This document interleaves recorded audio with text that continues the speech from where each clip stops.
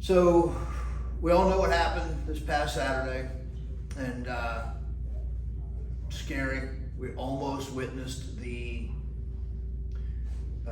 literal murder of a man before our eyes and before the eyes of millions of people. And it's sad to me. It's sad to me because I just can't understand how, I don't understand that thought process. But one deranged individual, once again, it wasn't the gun's fault. It was the individual that was deranged. Why he was deranged, I don't know. Was it political rhetoric? Maybe. Was it his parents? Maybe. I'm going to talk later about the failures of the Secret Service, but I can tell you the one thing that may be controversial, may not. I don't know. But what I can tell you is that here's how I feel. That was a deranged individual that was led by political rhetoric, and you can only call somebody Hitler so many times before somebody sick is going to believe something you're saying. You can tell the lie over and over and over again, and eventually people will believe it. And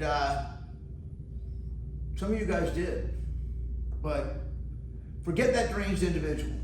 For all of you people out there who continued after a man was almost dead in front of us, the hatred that you spewed, and actually being upset with the fact that he missed and saying it, you are some deranged, sick individuals. You are absent. Do you know what would have happened had he actually succeeded in putting Mr. Trump's brains out the back of his head while we were all watching? If you think today there wouldn't be more violence in the streets if it had actually happened. By the way, I want to remind you, it was an assassination attempt. No doubt about it. Did you see any rioting in the streets from the people on the conservative side? Did you see any of that going on? None of it. Didn't happen. Even though I can tell you there were a bunch of people out there that are pissed. That are pissed that he even took the shot, that he got that far.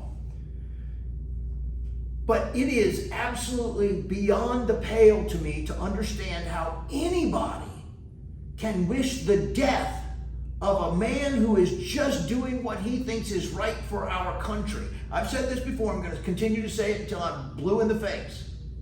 For all of you people out there that are saying, Trump's just in it for himself, Trump's just in it for himself, he's just in it for himself.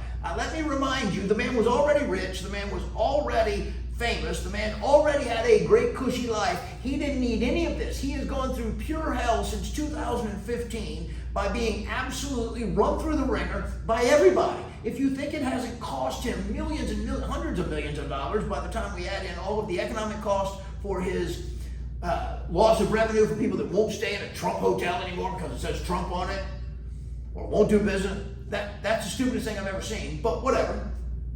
So how is it this man's in it for himself when everything that has happened has been bad for him and his family, other than the things he's been able to do good for the country?